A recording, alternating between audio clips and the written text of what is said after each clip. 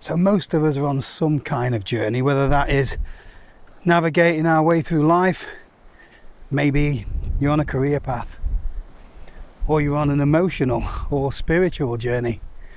But for many of us, that journey is wild camping.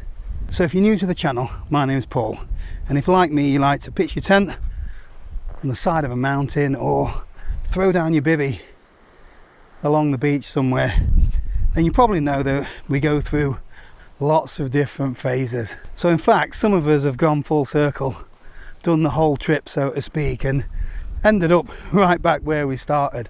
So today I'm going to be talking about that gear journey that eventually all wild campers go on.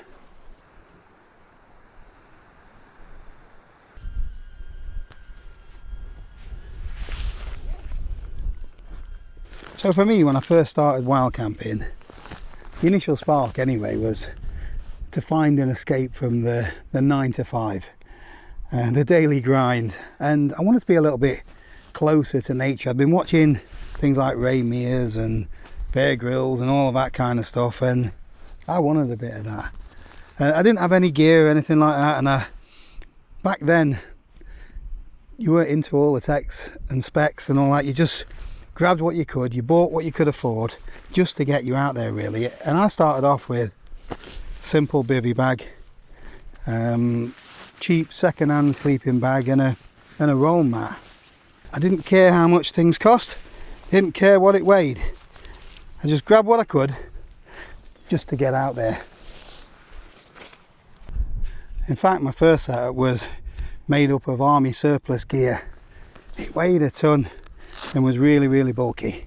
I didn't care. It did the job, and I got to do what I loved. And it didn't take very long at all before I was hooked in the hobby.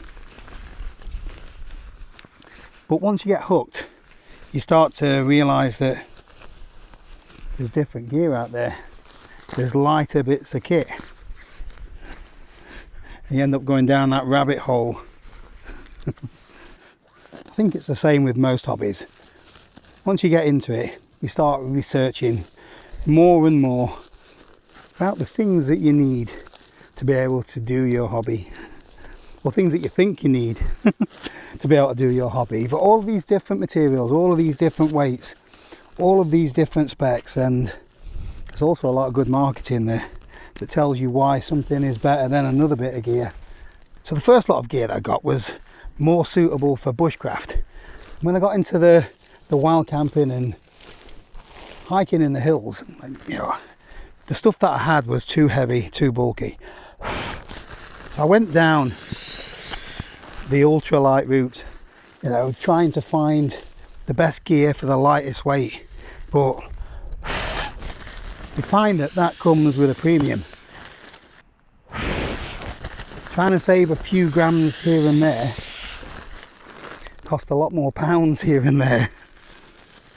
So it's 10 years ago since I uploaded my first wild camping video, and in that video I show one of my first bits of a couple of my first bits of ultralight gear. I bought an ultralight tent, Six Moons Designs Skyscape Trekker, I think it was, trekking pole tent, and I bought a Stormin Norman ultralight cone system. That was my stove of choice at the time anyway. I say at the time, I've been using that quite a lot lately.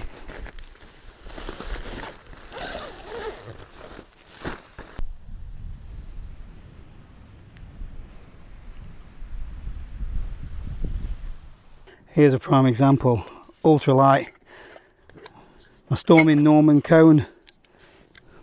Had this over 10 years now. Hard to believe. And it's still just as good as it was all that time ago. Made in Norman's garage. Rest in peace, Norman. Little bit of meths.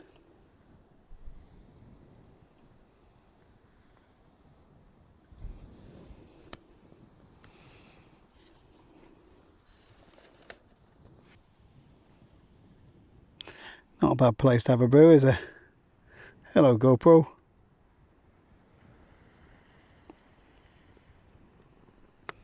Not in a rush today. Although, you would think that I was in a rush, because this stove was brilliant 10 years ago, but like I said, I've been down that rabbit hole of buying the next stove. Boils 10 seconds faster than the last stove I got. A little bit more lightweight. Whatever it is, whatever the spec. Yeah, I must have had 50 stoves since I bought this one. Although I've got a bit of a, not fetish, I'll say. I do collect stoves. So if you're a collector, I suppose that makes it all right. While we're waiting for that to boil, I want to give a quick shout out to Squarespace, who's kindly sponsored the video today. I think Squarespace is the best place to go if you want to have a go at building a website all by yourself. It's really easy to do. You don't need any experience in web design or coding. All I did was choose one of their ready-made templates, uploaded my own photos, added some text, and within a couple of hours I had a website. So the platform's got loads of different features. I use my website for promoting my YouTube channel, sharing my online raffles, and sending out email newsletters. Whereas the wife, Jo, uses the integrated e-commerce features to sell her artwork and paintings. There's loads of other different features, from subscription services, online galleries, uploading video courses, and one of my favourites is checking the analytics to see where all my traffic's coming from. If you fancy having a go at building a website of your own, if you click the link in the description below or head over to squarespace.com/Paul Messner, you'll get a 14-day trial, and when you're ready to go live, you'll get 10% off your first purchase of a website or domain. That is raging. Nice one, Norman.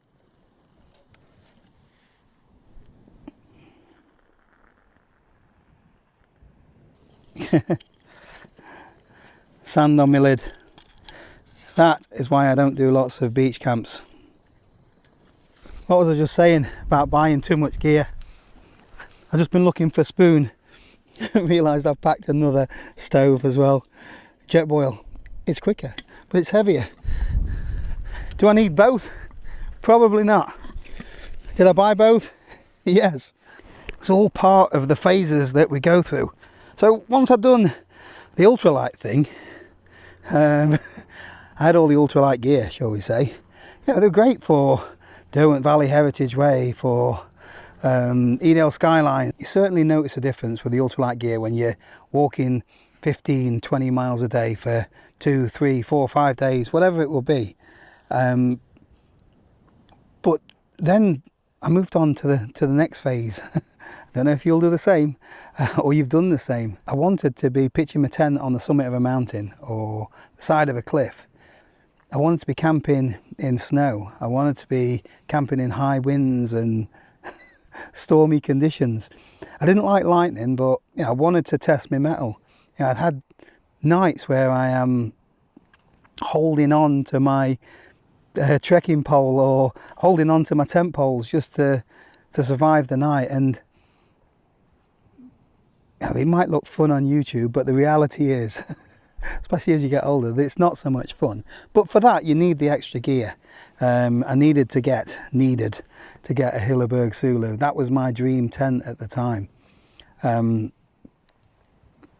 needed to have a sleeping pad with a really high R value so I could sleep in extreme cold conditions. That meant I needed a new sleeping bag. You start becoming a bit of a tech monster. You know, you start chasing different types of high-tech material. Triple coated sil nylon for your tents, Dyneema, 900 fill power for your down, so you're getting maximum loft for the least amount of weight.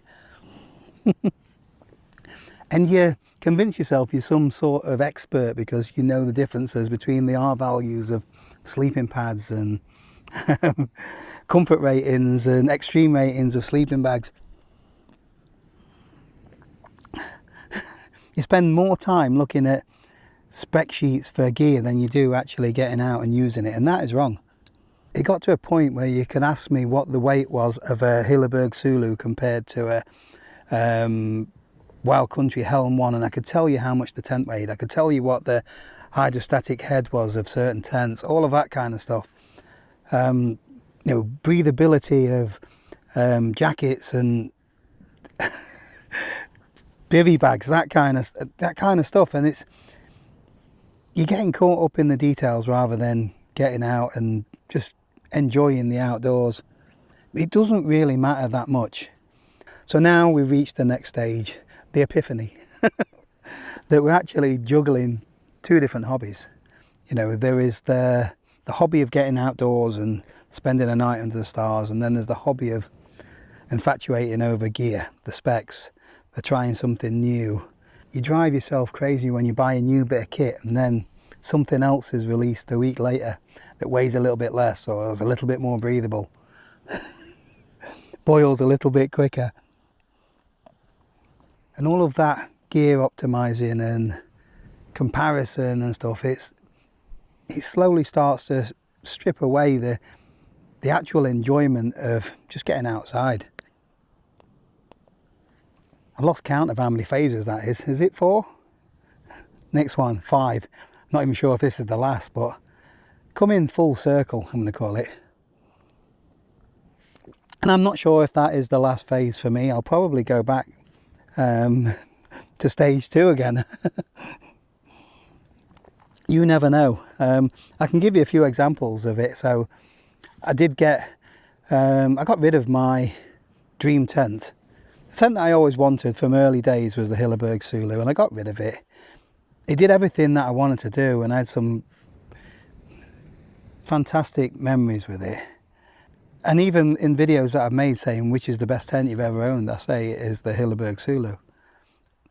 But it got to a point where everybody had one. And you know, I was starting to look at YouTube as a career and things like that, and I wanted to be a little bit different to everyone else, just to try and everyone needs their own little distinction that makes them them rather than just copying what everybody else does. So I got rid of my favourite tent, which was stupid. And I've been down different avenues since, and I've been and bought another one earlier on in the year. So I've only been out in it once so far, but it's not the weather for it now. But I'm looking forward to getting out in that again and creating more memories with it. Getting back to coming full circle. It's a bit of a shift in my priorities, really. I don't really care about some of the things that I cared about before, or although I shouldn't have cared about them. Things like, you know, posting me pretty pictures of where I'd pitched the tent on Facebook and on Instagram. In fact, I don't even use Instagram anymore. I put the odd post on Facebook because I feel like there's more of a community there. Different things matter to me at different times. So I've gone from ultralight to comfort to tech specs. Now it's about a specific bit of gear for whatever it is I want to do at the time. It just needs to be simple to use. Doesn't need to be complicated. Now, like the bivvy, this is not about comfort, but it's about me being low profile on the edge of the dunes, whereas a bright orange Hilleberg Sulu is not the job for the task. But I'm also doing the long distance walking now, so you know, I need ultralight kit to be able to do that. I still want to be able to do winter camping, so I might need my Hilleberg Sulu for that.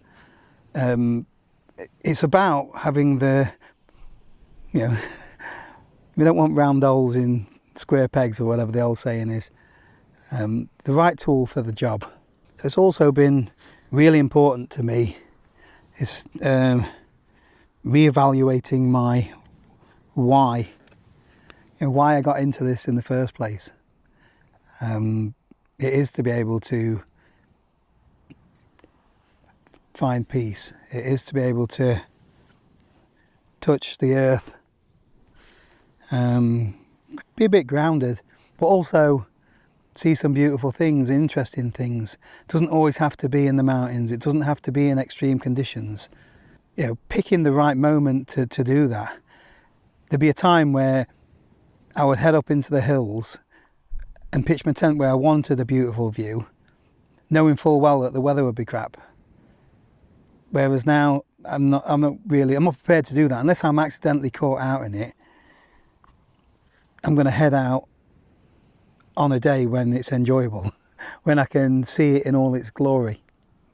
I'm going to embrace the rain. I'm going to embrace the wind when it's there, but I'm not going to go out and chase it. And there's a bit of an ironic twist that when I look at the journey that I've been on, you know, I looked at the old videos that I posted over 10 years ago. I'm wearing a flat cap. I've got a green sort of military bag, a bivvy bag, and this stove. And these are bits of gear that I have chosen because I want to use them for this. Yeah, old reliable. The gear that's actually bringing me joy today is remarkably similar to what I started out with. Bonkers, isn't it? There's a little bit of sand in my coffee. It gets everywhere. So I've got a couple of questions for you. Where do you think you are on your wild camping journey right now? Are you trying to save weight? Are you trying to camp in more extreme conditions? Are you trying to fit everything within a certain budget? And tell me which bit of gear. So I think this is probably the one bit of gear that I would never ever part with, because you just can't get this anymore. The Stormin Norman Cone, it's one of those bits of gear that I fell in love with from day one. I still love it today. Yeah, and it's irreplaceable. Let me know in the comments which is your gear true love. Anyway, that is it for this one. Hope you've enjoyed it. Thank you for watching. I'll see you next time.